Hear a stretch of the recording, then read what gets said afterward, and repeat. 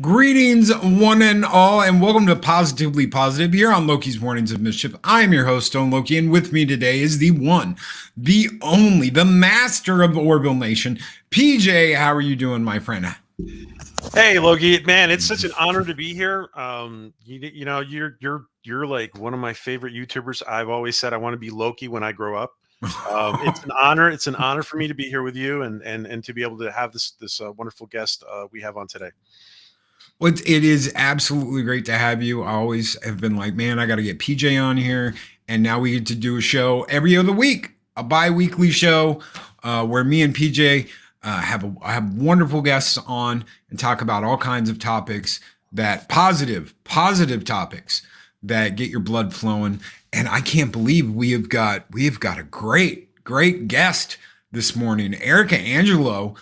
She's got a wonderful YouTube channel. I'll let you fill them in on everything else, but I'll tell you what, that first video I watched, I was hooked. I was like, secrets to what the women don't want to talk about, what they don't tell you. They're like, shh, we talk about this girl talk. I love it. I absolutely love it. I laughed my hind end off. It's hilarious. So you do the introductions and we'll bring her up. Alrighty. So a lot of you guys know that I used to be in personal development, right? And I used to work with a lot of the big cheeses, the gurus, and everybody from Bob Proctor, Les Brown, Tony Robbins' organization, like all these. We've either worked with them or we're the organization at some point. And so one of the things I've done consistently over the years is like scout for new talent, right? And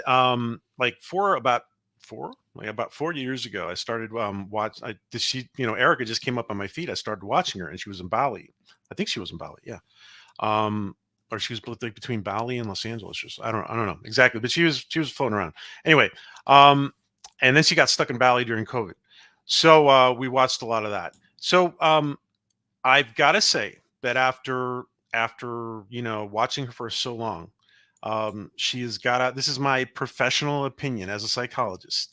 She is one of the best dating and relationship coaches out there. And she has the knack to talk to the men how they need to be talked to, talking to the women how they need to be talked to, talking to the gay population the way they need to be talked to. She is really, really good at connecting. She is amazing one-on-one. She is amazing in groups. I'm in a class with her right now. A bunch of friends and us are in a class with her right now. Just amazing stuff. She can help anybody who is single, married, getting out of a marriage, widowed, whatever your situation is. She is amazing. And I'm going to let Loki give the welcome. You guys, it's such an honor to have Arica. And go ahead, Loki, whenever you're ready. All right, Valhalla, give a very warm Valhalla family welcome to Arica Angelo. Welcome to Positively Positive. Oh my God, that was such a welcoming. I'm like sitting here with like little heart flusters, like butterflies just coming out of my heart. That's so kind and gracious. Gee whiz. And you've got your own. I didn't even mention this. You've got your own show with Love Without Borders. That's right. Oh man, you know what? When I saw that and I watched some of that, I was like, this hits me because during the pandemic, I met a girl. I once knew a girl named Maria who's in chat right now, but it wasn't Maria. I lived in Missouri and she lived in Texas, and we met up a couple of times, and we got to the point where we're like, if we want this to move forward and grow into this, one of us is going to have to make the move. And it was easiest for me to do that because I can work from anywhere. I can be mobile. So, and she had a very good job here in Texas. So I moved here, and we got married last October. Oh, that is so exciting. It's one of those, like,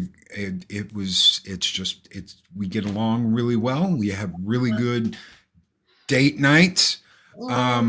Everything just worked.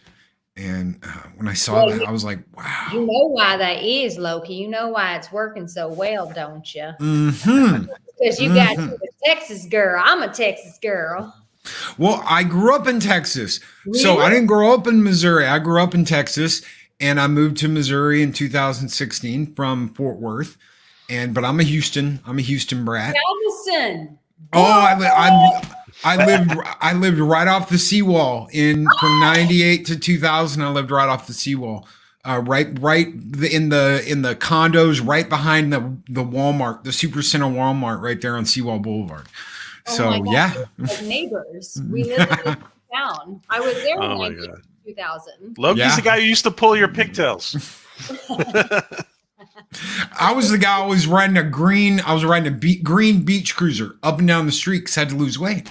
I'd hurt my leg in high school playing football, and I ended up gaining like 80 pounds. So I was just pushing past 300, and the doctor was like, if you don't do something now, you're just going to keep getting bigger and bigger. So I did, and I lost all that weight riding that bike up and down Seawall Boulevard. Oh, wow. I needed to get some ladies. And Yeah. I was really a big guy. And Wow. Have you gone to the Spot Burger there in Galveston? oh yeah, that pizza place too on Seawall Boulevard. I can't do all that Mario's. anymore. Yes. Damn. Oh man. See, I live in the south of France now, so all this kind of food I just don't get anymore.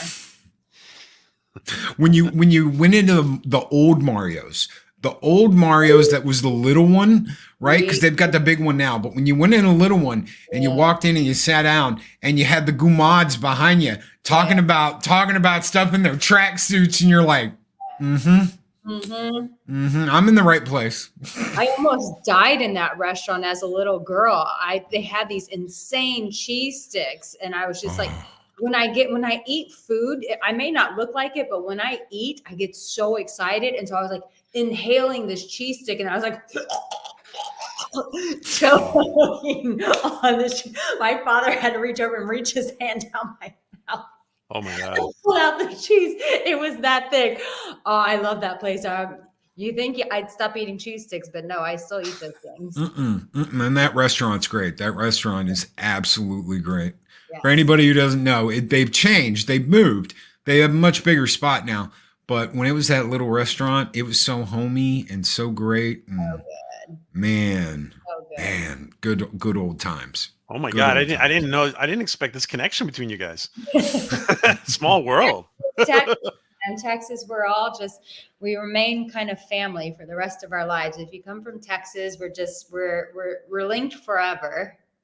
For the biggest state in the United States, we're like the closest. Everybody, it's like, oh, you grew up here, well, I grew up here, and I grew up down yonder, and I used to go to school here, and we used to play football against. It's so true. It's so funny. I just FaceTimed with a buddy. He's in Florida. He's like a brother to me. And he was telling me about some relationship stuff. And so I sit down, I got my red glass of wine, I got my burger and my fries. And he goes, you can take the girl out of Texas, but you And the barbecue. It's Lord. Child, don't get me started. I'm craving barbecue and Tex-Mex every day of my life. When I call my parents, I'm like, where are you guys going to eat? Well, what are you going to eat? And what restaurant? And what dish you going to order? Like you realize how important these things are when you don't have them. the Tex-Mex in Missouri was horrible. I didn't know what. The first time I sat down, I was like, all right, bring me taco salad. And it looked like a can of puppet chow on top of, and I was like, what is, oh, well, that's your taco salad, sir. Mm-mm. No, it's not. It's not. No. So I just learned to make my own stuff, make my own enchiladas, make my own Tex-Mex, and that's why you got your Taco Tuesday tomorrow, right? that's why I've got Taco Tuesday tomorrow. Same. That's right. So tell us a little bit about what you do. So I have been a dating relationship expert for 16 years now. And I kind of got into it not intentionally. I knew in high school, I always wanted to be a teacher. I knew I wanted to teach people. And then I had a friend who was kind of like a business mentor. And he said, I think you need to start writing about dating advice. You need to start a blog. And I was like, that is the stupidest thing I've ever heard. I was like, who needs help with dating? Like, it's so easy. It's like taking candy from a baby. And he was like, whoosh. He was, and I was like, he was like, Arica, everybody needs help with this. Because for me, I've always loved connecting with people. Like, it was always just kind of this natural gift to me. Like, I was on homecoming court. I won best all around in my high school. Like, I know people and I love people. And so it was like so easy. And he was like, I think you need to start giving advice. So I started writing a blog in 2008. And then it just started growing and growing. And as I always say, as I grew as a person, my advice grew with me. And so I started off just giving kind of like basic, dating 101 advice, how to like Sex in the City kind of style of advice, to now you look at some of my recent work, I talk about trauma, I talk about attachment styles, I talk about narcissism and self-betrayal and loving yourself and valuing yourself. So it's like a full spectrum of like, it started off with the basics and then it's just gone into full on like personal development. Well, I can testify as a guy, Yeah. we don't know anything when we're younger. We've spent our young years playing with G.I. Joes and toys and video games. And then we get to this awkward spot where it's like, okay, we're noticing girls, but we have no idea how to interact. And even as we get in our 20s, yes, there's just this, it literally is the men are from Mars, women are from Venus, old saying, because we haven't, whereas girls have been like, this is what my wedding's going to be, and this is what I want Prince Charming to be. Guys haven't thought about that, and they're just know hormones. This is what I want to do. wow.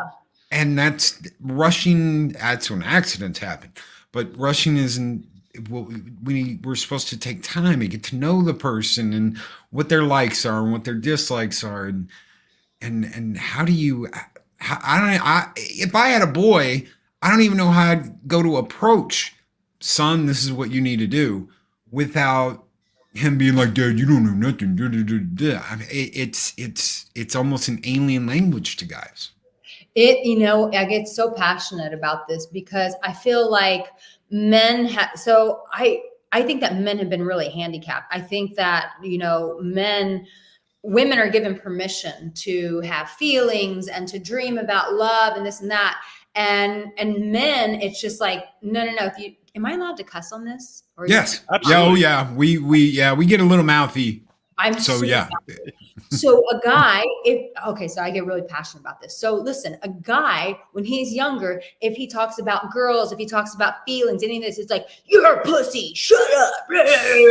And it's like, it's such fucking bullshit. It's like, no, he's a human being. Just because he has a pair of balls between his legs doesn't mean that he doesn't have a heart. He doesn't have feelings. He doesn't have desires. So you've got like fathers who are like bullying their kids and telling them that they're pussies when they have these normal human feelings. And then you have mothers who are just completely coddling and neutering their sons and be like, you need to be a nice guy and you need to be a gentleman. Well, guess what? When you get her to the bedroom, she doesn't want a fucking gentleman. She wants you to pull her by the hair and spank her ass. There's nothing gentleman about that. Like, she wants to be fuck like a savage, Yes, there are times that she wants that gentle lovemaking, but sometimes she's like, fucking pull my hair and be a man, like some Valhalla, like come over here and like push me up against a fucking wall and give it to me, And it's like, but men don't even have permission to do that because their mothers have so just put them in this space of like, just be a nice guy. And that doesn't work. And what happens is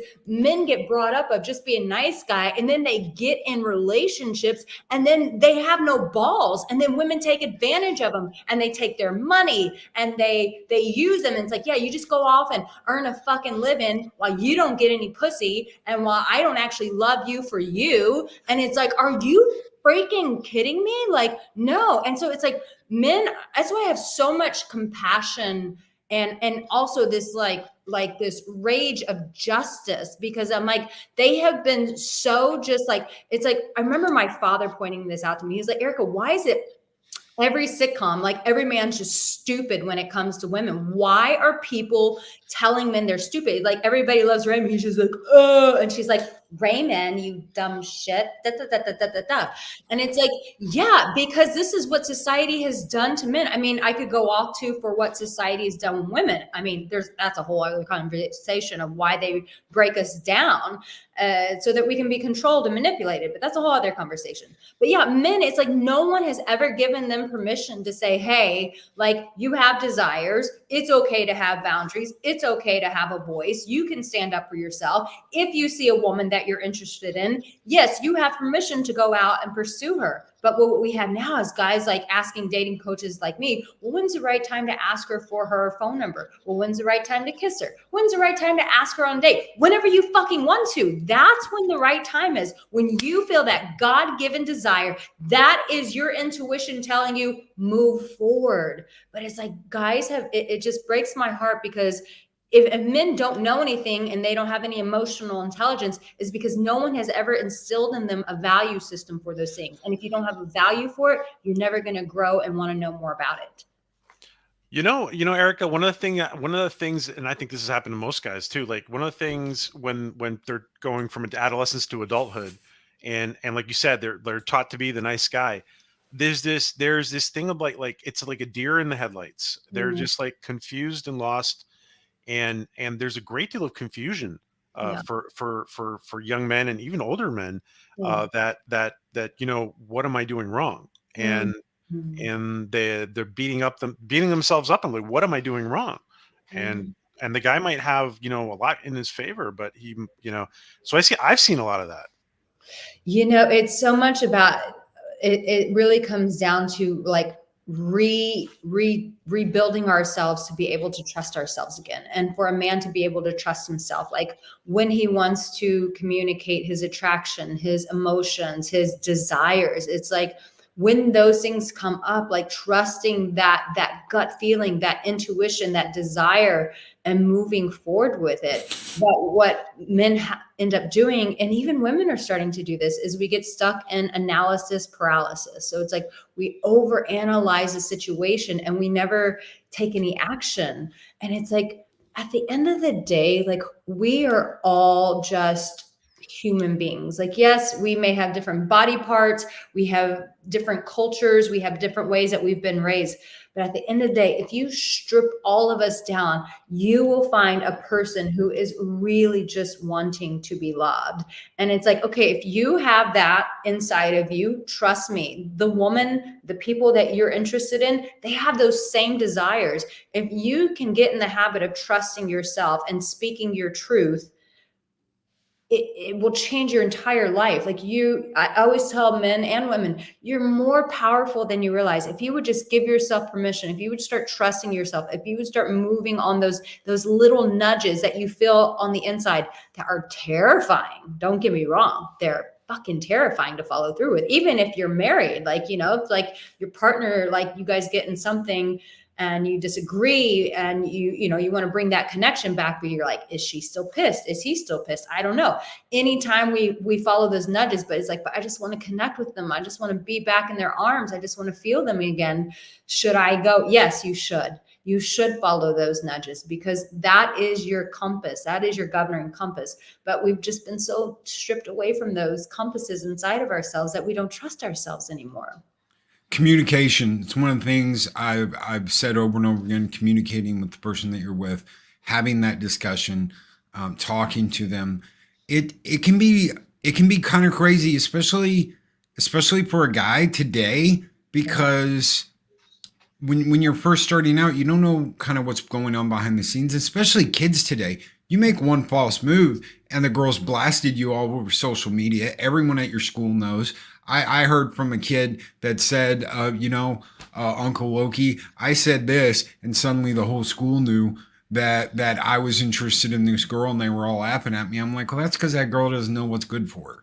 She doesn't. One day, maybe she'll get her head together. And I know you like her, but there's plenty more fish out in the sea that aren't going to sit there and throw your name out like it's in a tabloid or anything like that. But balance, finding that balance is it's so difficult today for so many people. That when after a fight, when do I go, you know what, babe, it's okay, and give her a hug, and she cries, I'm sorry, and you're like, oh, I'm sorry too, I love you, and I still love you, and you still love me, I still love. How do you know?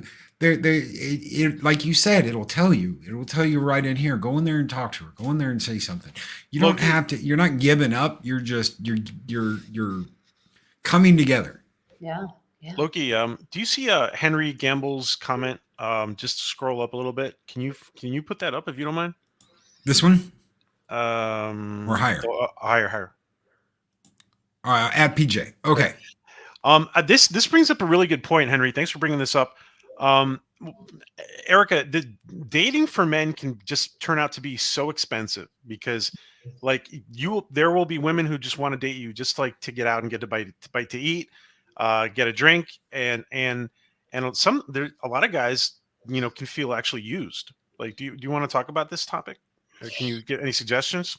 Absolutely. And just to really go back really fast to what Loki said, I think the biggest reason why we don't follow through on these nudges is because we're all afraid of being rejected. And I think, and we can talk more about that, but that is a scary thing. Why we don't follow those nudges, it's like, because we don't know how the person's going to respond, if they're going to accept what we're offering or if they're going to reject it. And if they reject what we're trying to bring, we're afraid that they're actually rejecting us.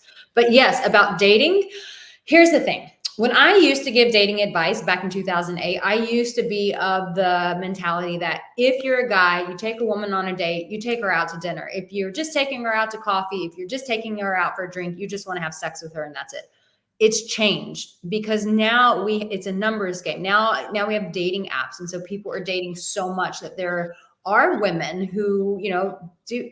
I remember a comedian, she was saying that she was a Christian woman and she felt like God had asked her to give up dating. And this is funny, but then as a guy, it's not funny. And so she felt like God said, I want you to put your dating life on hold. And her response was, but Jesus, how am I going to eat? And so it's like, it's kind of funny, but when you're the guy paying the bill, it's not so funny. And so I would suggest for men that you start off with coffees, start off with walks in nature, and just say, like, I want to get to know you. I know this sounds very bizarre, but get on a FaceTime very quickly to see if the energy between the two of you guys are connecting. Because now with technology, we have that ability to connect immediately over FaceTime. And I know it doesn't sound nice, and I know it doesn't sound very romantic, but if you are dating a lot, if you take every girl out on a dinner date, that's going to cost you. That's going to kill your finances. And then, of course, a woman, we want a guy to be financially responsible. It provides safety for us if we see a man who's being responsible with his money. So I would say coffees, FaceTime immediately to see if there's even a connection there, and nature walks.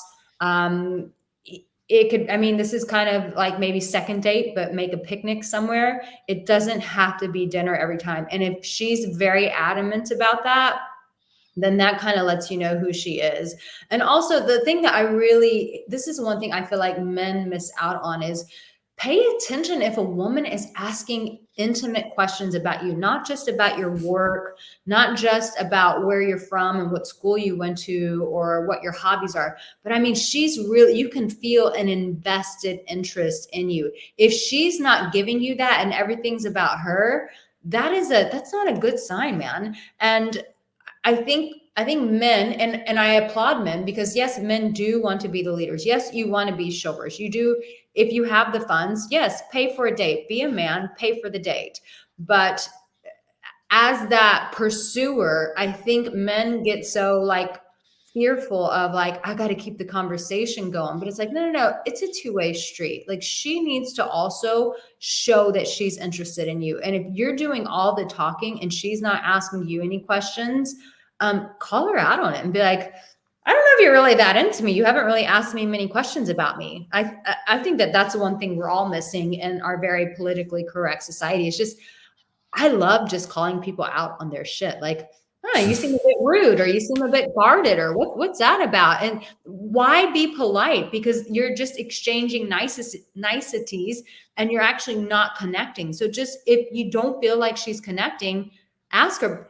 Maybe she's shy. So give her the opportunity to say, oh, I'm really shy. Oh, okay, that helps me understand. But if she's just putting no effort in, like, it's not worth it. And yes, there are women out there 100% who will use men. I had two friends of mine, very close guy friends, who just came out of breakups with girls who were just completely using them, playing like really nice girls in the first 3 months and then showed their real cards. And so, yeah, there are certain, you got to feel that the person's actually interested in you. And if you're not feeling that, it's back to what we were originally talking about, like trusting yourself, trusting those feelings that you have about that person.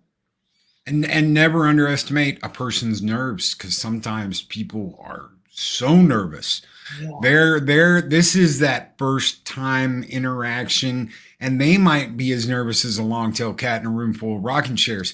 They don't know, they might really like you, but they're like, oh my God, he's so cute and he's nice and this is so perfect. But they're not verbally saying that because they've got all kinds of jitters going on inside. And sometimes girls just can't verbalize that. So you might get the whole, man, she doesn't seem really that into me. This isn't really working out. And then at the end of the day, she'll like lean over and kiss you, and it'll be the most passionate, kiss you. And you're like, wow, where did that come from? And then finally it all tumbles out. I'm nervous. I really like you. Da, da, da, da, da. And you're like, okay, now I'm on a totally different track than I thought it was. There's all kinds of things that could be going on because you guys, unfortunately, there's not an inbuilt, I can read this. I can read a woman. Women are different. Men are different. That's the way they're built. That's the way their minds work. And it's not easy to interpret that either. Yeah. And I think just being direct about it, just saying like, you seem a bit reserved, or you seem a bit shy. Are you a shy person? I feel like you can ask those questions, and she can say, yeah, I actually do struggle being a bit shy. And so at least you have some context, because sometimes if you do wait for her leaving, if she's too scared, she may never take action. And so you're like, oh, that's just a waste. Just ask the question. Like, if you feel like she's not giving much, just be like, oh, you seem a bit quiet. Are you a bit shy? And then she can just tell you. And then that takes all the guesswork out. Asking questions will save you so much time. Oh, absolutely. Absolutely. And again, communication. We're back to communication. And if you can communicate in the beginning, why does it become so hard to communicate in the middle or in the end of a relationship? Or it almost like we trip our own selves up. We put the obstacles in front of ourselves instead of letting that communication flow like it did either in the beginning or in the middle or whenever it was good. I think if sometimes we can overcomplicate things, and if we keep it really simple of, I want to feel good with this person, and chances are they want to feel good with me, and that's why they're here. We both want to feel good and connect with one another. And I think when we just keep it that simple of like, we're just two people who really just want to connect with each other. How do we do this? How do we just connect? I just saw a question come up. I've always gotten in trouble for asking. That has only led to a bad place because it was just turned against me. So when is it safe to ask questions? Oh, I didn't realize there were ladies in here. I'm Yes. sorry. Oh yeah. We've got a good ratio of about probably 60-40 girls and guys in here. Okay. So Mary, typically when you're asking questions of people who are narcissistic, abusive, things like this, they're going to have issues with questions. So you just turn the tables on them, Mary. If they immediately have issues with you asking questions, that shows something going on in them. That shows that they're afraid of you exposing some part of them, because most human beings are comfortable with questions. If they get uncomfortable, say, oh, wow, I feel a little bit uncomfortable. But if they're turning it against you, babe, these are not healthy individuals that you're messing with. And that is a clear sign right there. If they have problems with you questioning them, this is some dark stuff going on in them, and that is your answer that this is not the right person for you to be connecting with. And just to clarify real quick, everybody can get frustrated. Like, let's say, a guy's like working on something. He's working on an engine, or he's working on getting work, or he's working on work, even better. And he's frustrated. He's in the middle of something. And the girl comes in and she's like, hey, do you want to blah, blah, blah, blah, blah? And you're like, give me just a minute. And she's like, okay. That is the time where a guy needs to go in and go, look, wasn't you, babe? I'm frustrated at this because I'm dealing with this. I love you. Please, go ahead and ask me again what you were going to ask me. There's no problem with a guy going, you know what, I screwed up. Sorry, babe. I didn't mean to snap your head off. Yeah. I was looking at this. There are differences with the question thing. Sure. I think what she was saying was like someone, like every time she dates people, they turn it against her, and it's like, Yep. that's typically like narcissistic behavior. Not that everybody's a narcissist. I'm not one of these coaches that believes everyone's a narcissist. But anytime that someone takes what we've said and they use it as a weapon to us, it's a pretty good sign that this person is not a healthy person that we want to continue connecting with. Just to admit, I am one of those people that if I am working on something, and it's always work, and I'm frustrated, I can get snappy, and that's when it's time for me to go, that's me. It's not you. I was doing this. I didn't mean to. Please ask me your question. That's why I was clarifying, because I want to make sure I'm not a narcissist now. I don't want to be a narcissist. Right. I mean, here's the thing. We all have our dark side. Like, listen, I'm Latina. I can snap out a bitch real fast. Like, what the fuck? Oh, wait, I'm supposed to be the coach here. I'm sorry. I'm supposed to be the evolved one here. Excuse me. We all have our dark sides. I don't think that makes a person a narcissist. I think a narcissist would never admit that they do anything wrong. So we're all going to have our fuck ups in relationships. None of us are going to be perfect. And so it's like when you can own that and be like, this is my problem area that I'm working through, that's a sign of healthy. Chris is handing me a Snickers to make me feel better because Loki, and that's always been one of my things is when I'm frustrated, I can get snappy. High five. I'm the same. I grew up in South Houston, so it was predominantly Latino. And the first girl I dated was a Latino. And woo, you want to talk about fire. Fire. Pants on fire. Oh. Yeah, we play. No.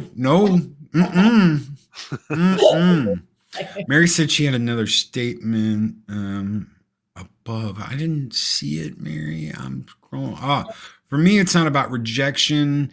It is about losing a friendship entirely. I had a friend completely want things to go backwards just because we did not share similar feelings.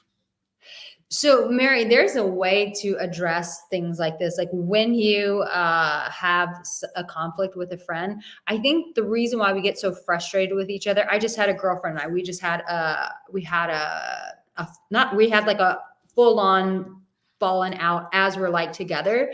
And she was saying like, you're overreacting, you're doing this. And I said, one, don't ever speak to me that way. My feelings are my feelings. And so you can say to me, and Mary, this is a good boundary in communication. You can say to me, I hear what you're saying. I don't see it that way, but if that's your experience, then that's your experience. When we start throwing like hand grenades in our relationships is because we typically feel invalidated. It's like, it's my way or it's your way and you're not seeing it my way. And sometimes we'll never see things the same way. And so you just have to say, I hear that that's your experience. I don't see it that way, but thank you for letting me know how you're experiencing this. And that it gives both people the permission to be who they are as individuals while maintaining the connection. I've got a question for you.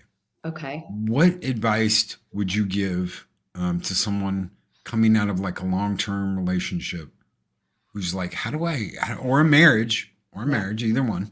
Yeah. How do I get back into this? How do I go out and, people have had their heart broken or they are having, they had a bad relationship, been there, done that, 7 years, absolutely terrible, wasted 7 years of my life.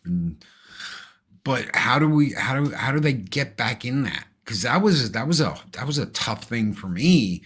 Was how do I do this again? And you would think I used to do this all the time. I used to go out all the time, and I used to go hobnob all the time, and I used to meet people. But after a long-term relationship, it can be very difficult to go, how do I get back on the horse and get in the saddle again?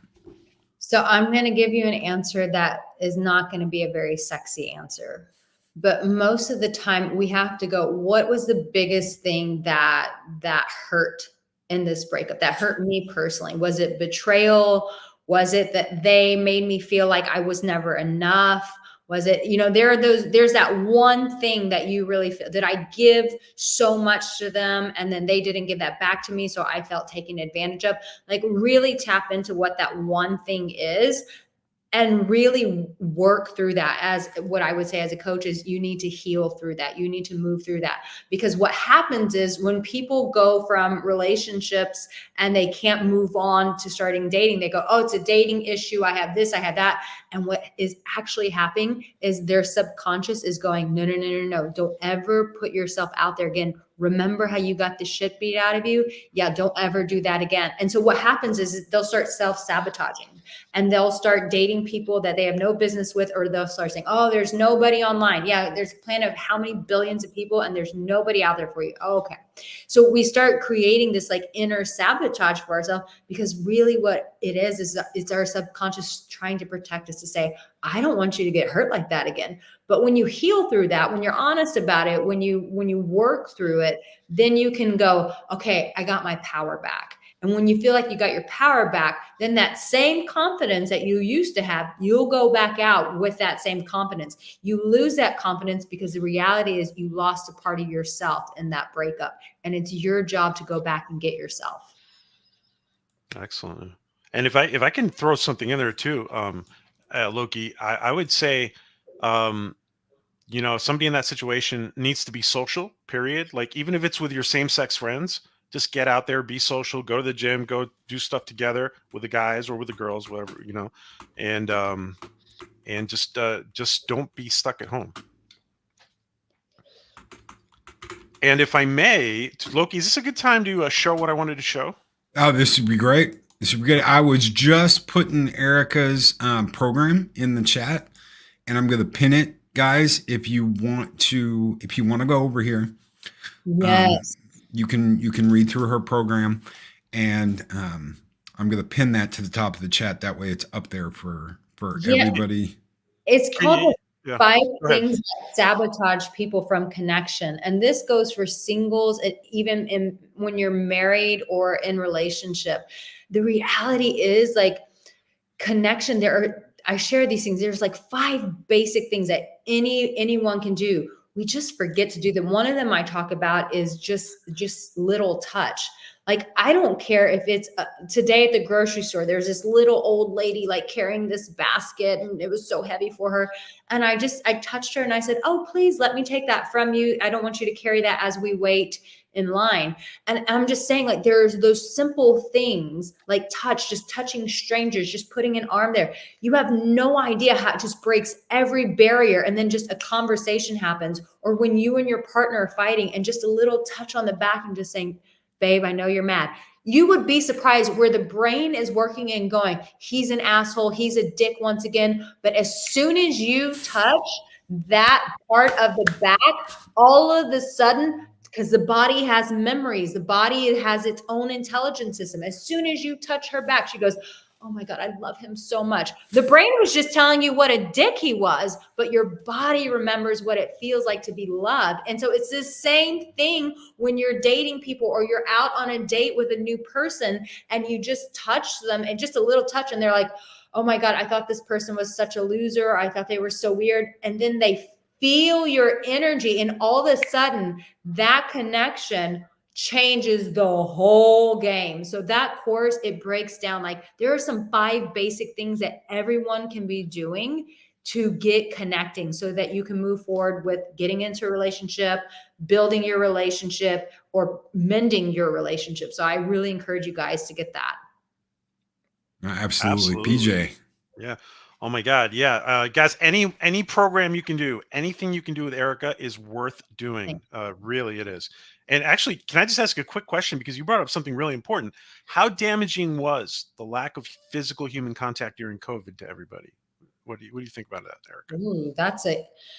Unless you were stuck with your, with your main squeeze in an apartment. Yeah, yeah. No, I mean, I have to be honest with you guys. I was really lucky because I was living in Bali, Indonesia, and it wasn't as strict then. But what for me personally was painful was being away from my family. In fact, there's a picture on my Instagram. You guys can follow me on Instagram. It's the Arica Angelo. And you see in this recent picture, I'm standing on a chair and I'm giving a speech to the people at my birthday party. And what I was talking about was that loss of connection that we all had from our families and how we were all so reliant on one another. And it's like, yeah, that sense of not having any connection, like it's like taking air from a human being. Like we are so made for connection. And so it's no wonder, I heard that like child abuse had gone up insanely high during COVID. And it's like when you start taking away from human beings what they're built for, man, it will bring out it's what is that show? It's like the Hunger Games. It's like it's just you go into this state of survival because we are made for that sense of connection. Absolutely. So guys, Loki and I wanted to share something with you all, and this is a little gift that we have for Erica, and this gift comes from several people. It also comes from Lee, our friend Lee, who's in the chat, and it also comes from a well-known cartoonist that you guys all know, David Cabeza, who is he is the cartoonist, the illustrator for the Orville comics. And he's quickly becoming a fan of Erica too, because he's a buddy of mine. And I said, "Oh, you got to watch Erica, dude." And we were we were talking with Lee and stuff and David, and we're like, "Why don't we draw Erica? And why don't we why doesn't David insert her into the Orville universe?" So, guys, especially because Eric, you want to tell us, Erica, your dad was a Trekkie, right? Oh my God, my dad is the biggest Trekkie. He would like force us to watch Star Trek. And listen, guys, I've been boy crazy since I was like 5 years old. So when I would watch it, I'm like, I just want to make out with like Captain Kirk. And then like Patrick Stewart, like I don't care, the dude was bald, he was still hot, which I got to meet him in person, by the way. I've told PJ this. I met him in person and he's so hot, like he's so elegant. But yeah, like we watched Star Trek. It was like, Dad, it was like, listen, I kill myself to put food on the table for you kids. You little fuckers are going to give me 1 hour once a week and we're going to watch this damn show. It was like mandatory. It wasn't like, shall we? It was like, no, sit your ass down and we're going to watch Star Trek. What was his favorite Trek? Do you know? Do you remember? Well, I think it was Captain Kirk. And then, the what was it? Star Trek: The Next Generation. Oh, can I just tell one personal story? This is so fucked up. So you remember Star Trek: The Next Generation, where the guy, I don't know what he is, but he has that forehead and he has like, he's dark. Worf. Yes. So one time I took my little brother by his ankles. He had to be like 2, 4, and I was swinging him around the living room, and his head went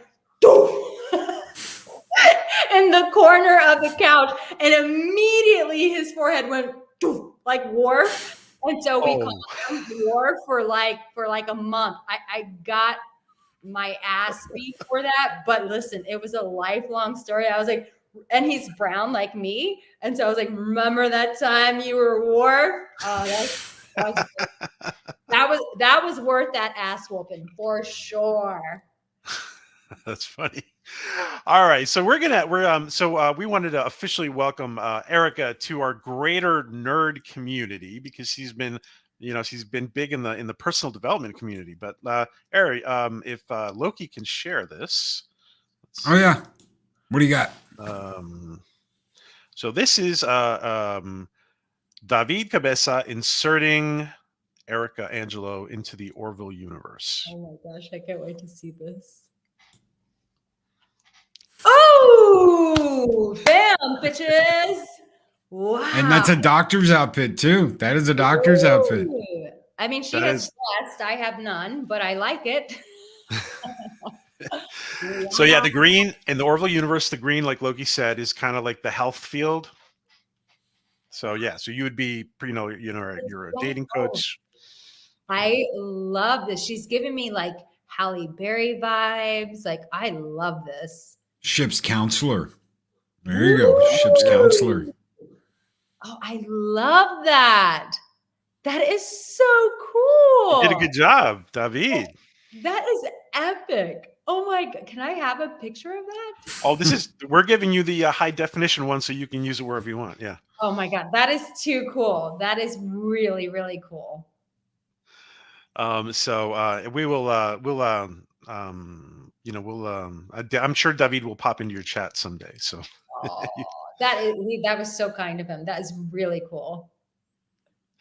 and yeah, and thank you, Lee, of course, for participating in that, my friend. So we can leave that up for a little bit, I guess. Okay.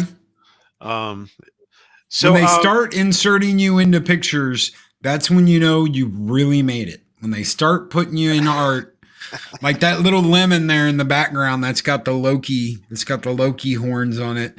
Yeah. That thanks to my wonderful moderator Chris Persia. When they start doing stuff like that for you, or making stuff like that for you, you're high profiling and styling and. That is incredible. Thank you guys. So Arica, can you share with us maybe like if you can, without names or anything, tell us like a couple of success stories that you've had with clients, because you've had hundreds of clients. Yes. So I'll tell you one of my favorites, and then I'll tell you actually I have a couple recent ones that I want to share. So my favorite story that I like to tell is I had a client, this was in 2011.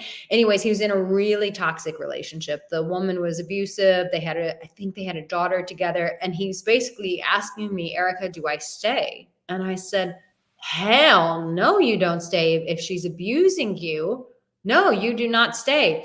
And so we started working on like self-love and like really valuing himself. I'm like, no, this is about you. Like, you feel shitty about yourself, and that's why you're allowing someone to treat you like this. So absolutely not. We're changing how you feel about you.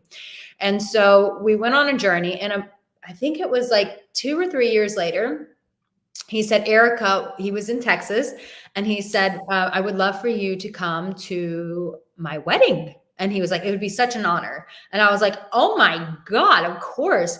So I go to his wedding, and I'm at his wedding, and Beyonce Knowles, the singer, now Cowboy Carter, her father was at the wedding. And I said to him, I said, why is Beyonce's dad at your wedding? And he said, oh, my wife is Beyonce's cousin. And so he brought me in front of their whole family, and he said, it is because of this woman that we are here today. He said, I almost missed out on this. His wife is an angel. She's incredible. He said, I almost missed out on this opportunity, but this woman here coached me and helped me love myself again. And now we're all here because of her help. And I was just like, oh my God. It was surreal. That was surreal. And then just recently, one of my clients, he was really, really shy. He was really timid, sweet guy, but just did not do well with women, really striked out with women. And so we coached together for a year or so. And he just recently, it was Valentine's Day, and he just proposed to his now fiance under the Northern Lights, which was insane. Like, that is an epic proposal. And so he was like, Arica, he sent me a message on Facebook, and he was like, thanks to you. He was like, I'm now engaged, and it's all because of the work we did together, which was, and the last one I just saw today, one of my clients, he's in the tech industry. And so, sometimes tech guys can have a difficult time connecting with women. And so he really was struggling with women. And we met at an event in Los Angeles. And he was one of those difficult clients where I would say, this is what you would need to do, but it would defy his logic. And so he's like, no, I don't think so. And then he would like go out, like touch the fire, get burned, and then come back to me and be like, oh, you were actually right. I'm like, I know, that's why you pay me, because I know what I'm doing. Anyways, we went through this for a back and forth. And then he finally just said, Arica, that's it. He calls me the Oracle of Delphi. He was like, you are the Oracle of Delphi. And he's like, I will just listen to you, whatever you say. And so I just saw today that he just proposed to his girlfriend and they're now engaged as well. Wow. Wow. Actually, that is a great segment to my next question. Loki, if I may ask Yeah, this question. yeah, go ahead. We have to talk about your TV show. I mean, this listen, Ooh, we were and drama, because I've seen some of the TV show and drama. She went out on a date with another guy after go ahead, PJ. I don't mean to interrupt you. I saw the TV show and was like, ooh, it's spicy. Ooh. And I'm going to show Loki. I'm going to put up just a picture of the Love Without Borders promo picture. Yeah. And Arica, we were blown away when you got that TV show. Like, what happened? How did that happen? Oh, you guys, it's crazy. Like, this comes down to like a story of like dreaming, manifesting, surrendering, like blah, blah, blah, blah, blah. I moved out to LA in 2006 because I felt, I was like, there's something with me in the camera. Moved out there in 2006, became a coach in 2008, but stayed in LA because I was like, I just know I'm like supposed to be on the camera. Like, I just know I'm supposed to be in front of the camera. Anyways, I got so many TV show opportunities, like even had a contract with the same production company that was signed, c'est moi, with short hair. It's me. So I had a contract with E! Entertainment, who they're the people who really help blow up the Kardashians. Ryan Seacrest was one of the producers. So I had a contract with E! And I was like, oh my God, my time has finally come. It fell through. Wow. And so finally I just go, you know what? Excuse my language, but fuck it. I'm so done with Los Angeles. I've been out here from like 2006. This was like 2018. And I was like, I'm going to just move. So I lived in France and then I went to Bali. So, and I just kind of gave up on LA. I was like, it's not for me. It's not my vibe. So during COVID, talk about when you just like say, you know what, I surrender and I choose myself. I chose my own happiness over someone's like, Kardashians. I didn't sign with them, so don't judge me. I was like, I'm choosing me. I'm choosing what's healthy for me instead of like killing myself in LA where I'm not very happy, where I'm not living from my heart.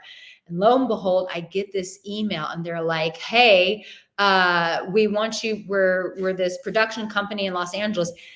And PJ and Loki, I shit you not, I responded with, oh, that's so nice. Thank you. I'm not interested. I live in Bali.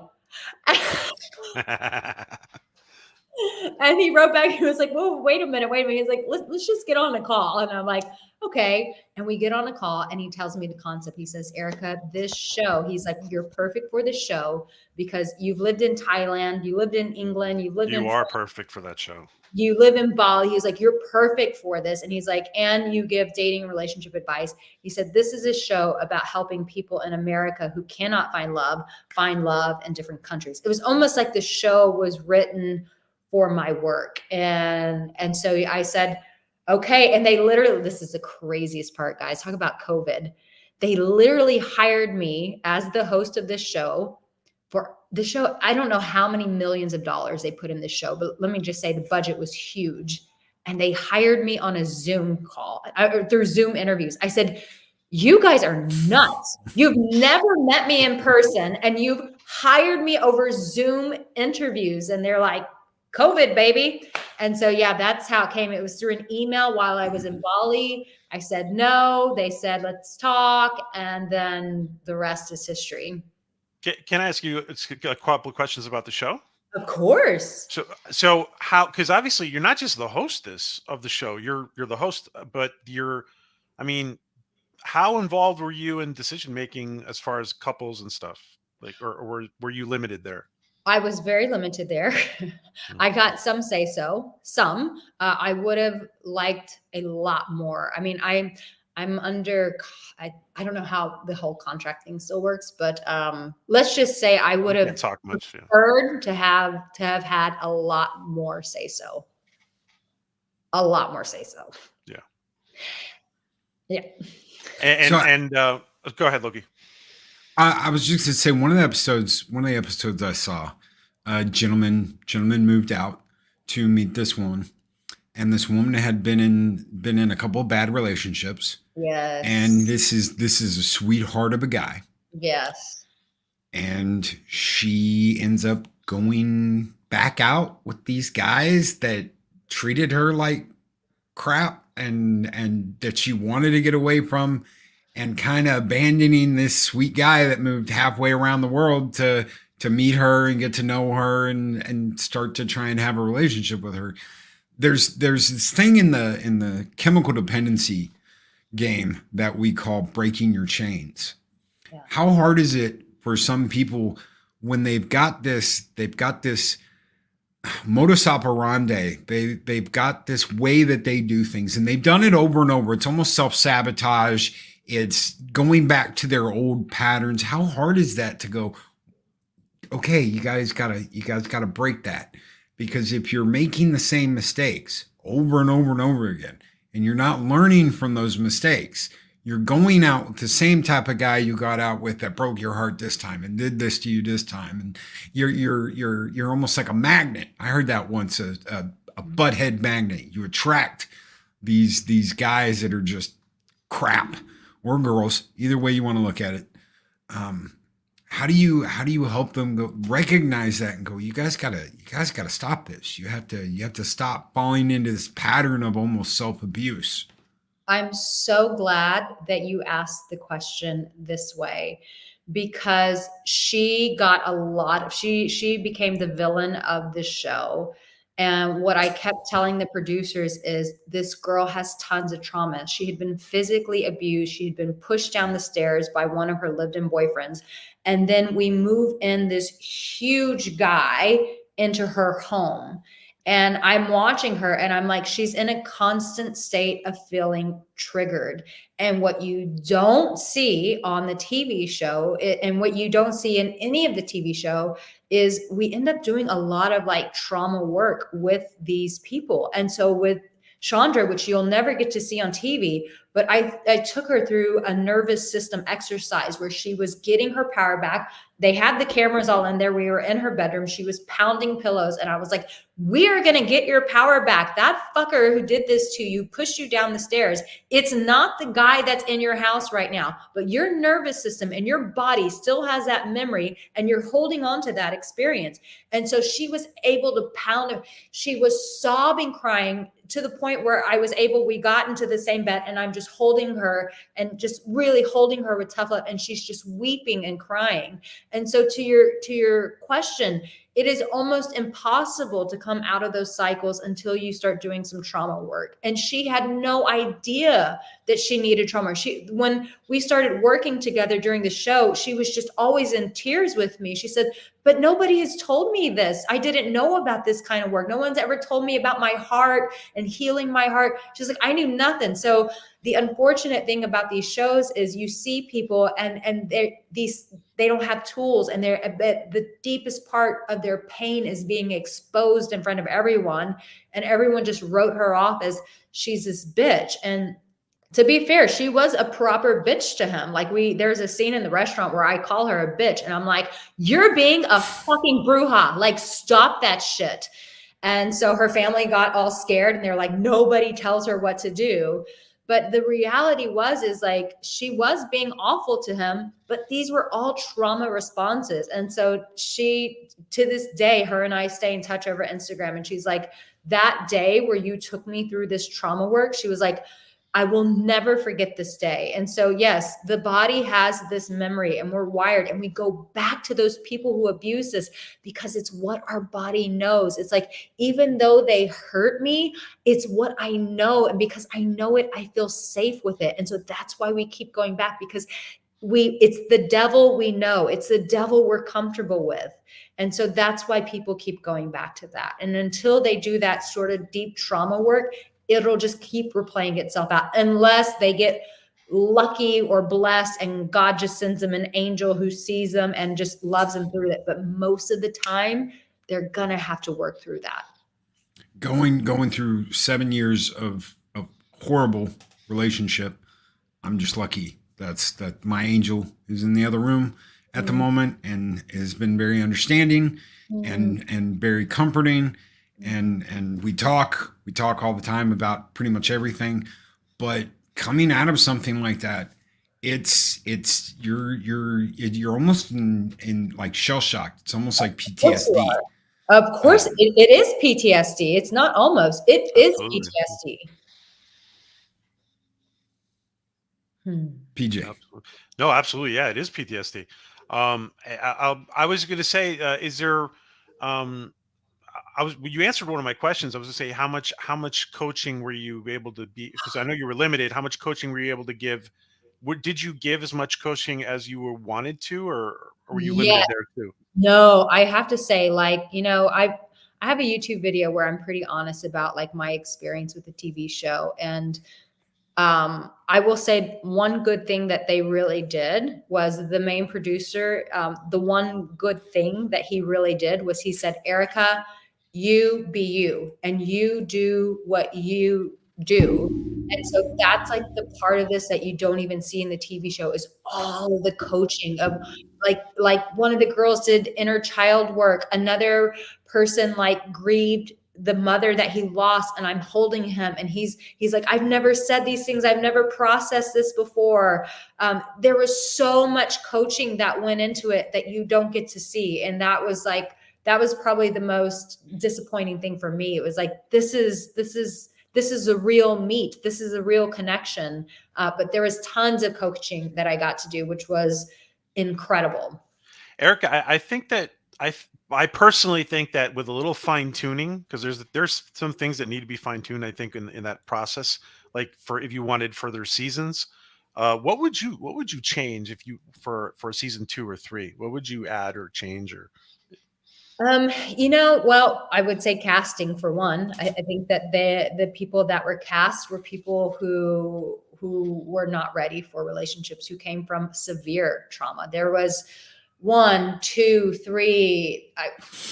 I'm trying to think of all the cast, but there were some main characters who should have never been on that TV show because they needed so much trauma work. And so it's like you can't, and then you want to uproot these people and put them in someone else's home. You don't do that. You don't do that. So I think casting is a big part of it. And I think the other thing is, I know they wanted it to be for them to like find love. I think that the person they need their own space. I think moving them into someone else's home, you're already relocating them to a different country. They didn't need to move into that person's home. I think they need like a week or two of having separate places, and then they integrate together. I think it should have been more of a natural process. I think it was too much too soon for everybody involved. You gotta get to know the person. That's a big thing. If you've just met somebody, even if it's moving along quickly and you've had, bedroom time or whatever you want to call it, you've had sex, just moving in together right away, that's some scary stuff. You don't really know, you haven't caught them in a, I'm not talking about anything bad, but like there are things that you don't know about this person yet. If you've known someone for 30 days, how well can you know them if you've known them for 30 days? Know them well enough to move in together and integrate your life with them? That's rare. That's a huge rarity for me. That needed some space. And I think too, the way the cast, the way their stories were told, you got glimpses of like why they were troubled or things like that. But I think that those stories needed to be told with better production. I think that they really did an injustice to the cast by not being really, each of them told their stories profoundly. I don't think it was produced in the way that you actually got to really understand that story. And I think that's what would have made the audience connect with them even more, is by really getting into it. It's just like they do like American Idol or any of that stuff. It's like when you hear the person, I'm here because, you know, my mom's dying of cancer. You fall in love with that person. You're rooting for that person. I felt like their stories weren't told at the very beginning in a well-rounded way for you to fall in love with the cast. And so instead, people just blame them quite a bit. Well, even with like shows like the like Bachelor, whatever they have, there's like a feeling out process, and you get to know these people. They might be in the same house, but they've got their own rooms and they got their own thing. But you have a chance to get to know them. It's not like an episodic by episodic thing. I would love. I mean, you could say it's for drama. You could say it's whatever. Move 10 couples into a big house somewhere and have them get to know each other and eat dinner with each other, but not just them, everybody. You might find that couple A over here, one of them really likes the guy, and couple B, and they hit it off right. There could be all kinds of possibilities that you could have with something where they're all in the same house in the same roof, but they're not sleeping together. Nothing, that tawdry, but they're in the same place and they're all getting to know each other, and you have an episodic by episodic chance to get to know everybody, and these people are going out on dates, and these people get to do this, and if you win this prize you get to go out on the better date instead of going to the go-karts. You get to go out to a nice dinner, whatever it is. You could make a whole show out of that. Yeah. And get to know the people, get to really know the people and like them. Yes. You're like, man, I really love Josh. I think Josh is great, but I also think Amanda over here is great, and they'd be a better couple. And that could drive all kinds of people to be going crazy and talking about it, and water cooler moments for women. And yeah. Yes, absolutely. Can I just say something really quick, guys? I want to respond to this person. I feel it in my heart for this person. Magitech Mags, my heart just goes out. She said, babe. Oh, she said, I still get trigger and anxiety responses, which I just want you to know I struggle with anxiety too. So you're not alone there. And she says, it's just not as bad as it once was. Beginning to recognize the triggers help. I just need to be responsible as a coach and just say, anyone, we've talked a little bit about trauma. This Sunday, I'm going to be interviewing my own personal therapist, and it's going to be on my YouTube this Sunday. But she has helped me out tremendously. I come from a background of complex post-traumatic stress disorder. I've struggled a lot with anxiety, and she has taught me how to heal my nervous system and to give me practical things that I can do every single day when that anxiety comes up. And so I really encourage you, if Magitech, I'm sorry if I'm saying it wrong, Magitech, but on Sunday, if you watch my channel, it's Arica Angelo. I'm going to have my personal therapist on there, and she's going to be talking about nervous system work. Babe, I would really encourage you to watch that episode. I think it's really going to support you. And same thing for you, Marie. I see that you've talked about past trauma as well, but I just wanted to be responsible there as a coach and just say that there's some extra support coming for that topic. Awesome. And guys got to learn how to deal with this stuff too, because Absolutely.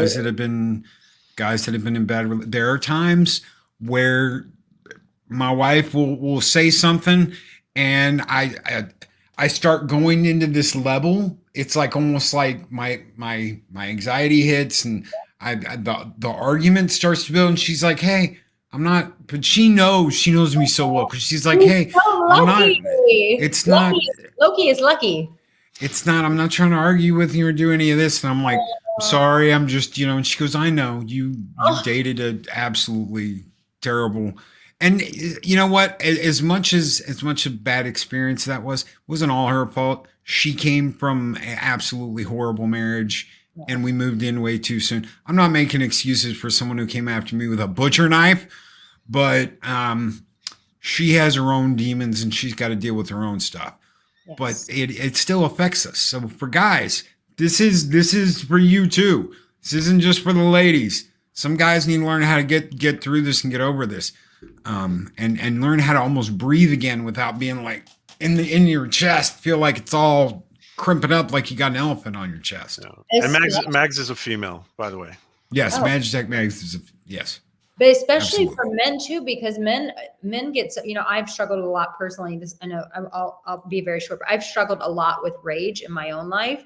And I think that men, when they get angry and things like that, it's like men just get told like, you don't get to do that. You can't be that. And it's like, no, men, the stories I hear from men of the abuse that men have been through, men who've been abused by their fathers, by their mothers, by bullies, by you name it. And it's like men have so much trauma in their bodies as well, and they need that outlet.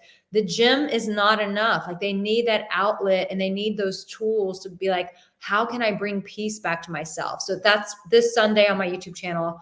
I'm filming with her tomorrow, and that will be out Sunday to help people who have been through trauma or who get very intense emotions, and you don't want to punch holes in walls or break dishes, which I used to love doing. I used to love breaking dishes.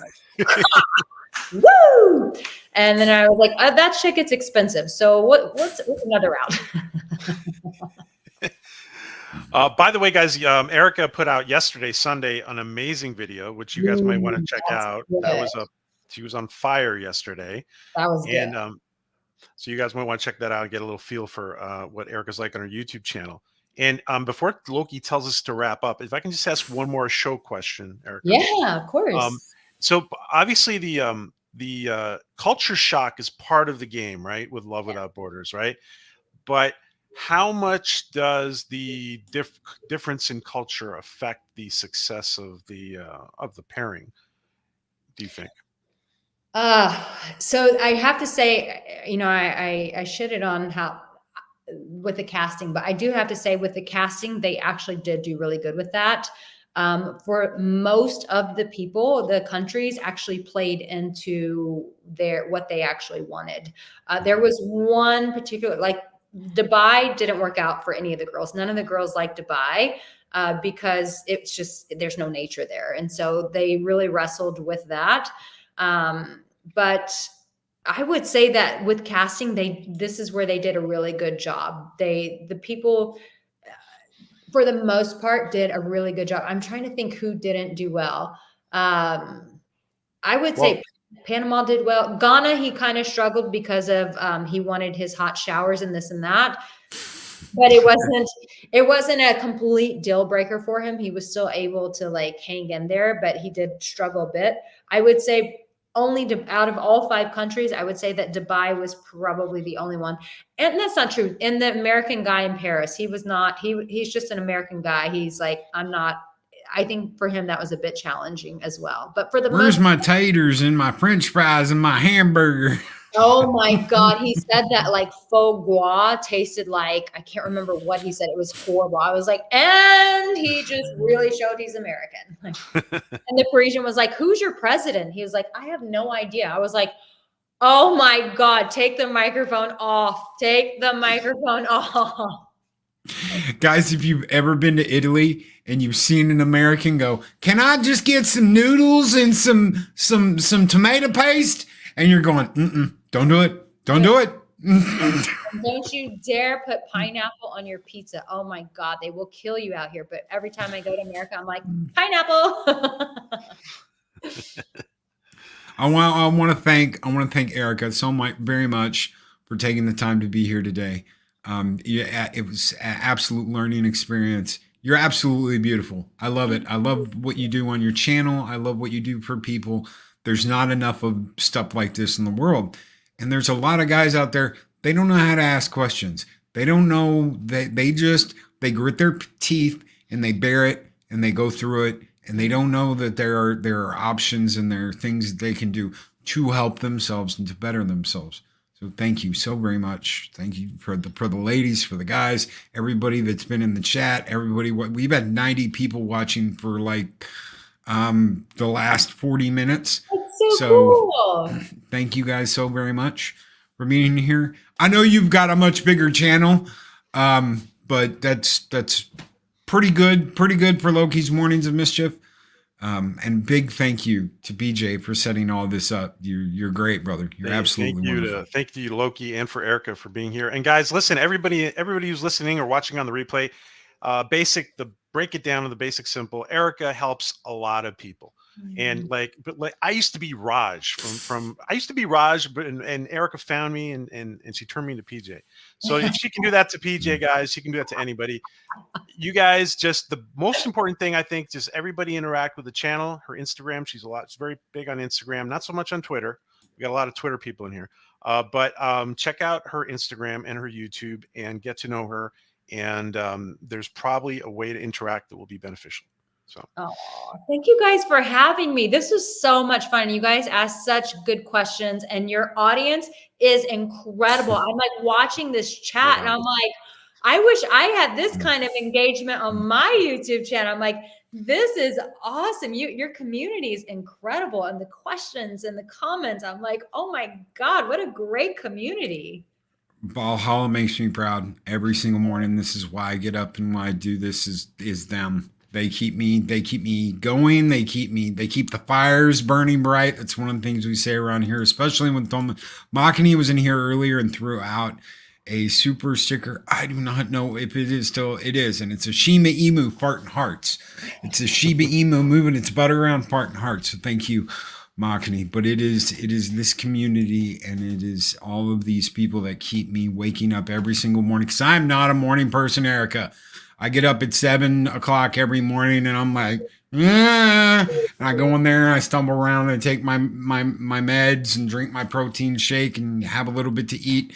And when I get in front of these people, I'm like, light the fires, and I get all energized up and powered up. It's like He-Man powering up every morning. One of the best communities. And some of these guys are going to be in your chat now, Arica. So. Oh, I can't wait. You guys are so great. It was so fantastic. I really, really, really feel honored to be a part of this. Thank you for having me. Thank you. Thank you for taking the time to be here and talking about everything you've talked about. Guys, we are going to get out of here. We will be back tomorrow for Taco Tuesday with Mexican Iron Man. And I think we'll be and back. And a great story about Mexican Iron Man tomorrow. Yes, the great story. Oh yeah. He's been jumping out of windows left and right. He has an affinity for married women. So, he was like, oh, I hurt my shoulder. And I was like, how did you do that? You jump out of another window. Stop it, Loki, stop it. I don't do that. I'm like, sure you don't, Mike. So it's a funny story. It's a long, funny story. So I can't tell it right now, but it's a funny story. Guys, thank you so much, everybody out there watching. You've been great. Until next time, take care. Be excellent to each other. Always speak friend to enter. And we'll see you on the next one. Have a great Monday, everybody.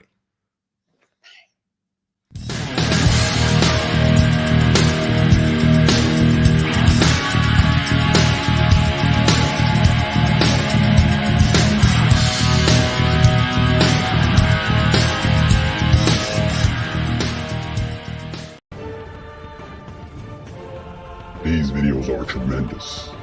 Like, comment, and subscribe, and hammer that notification bell.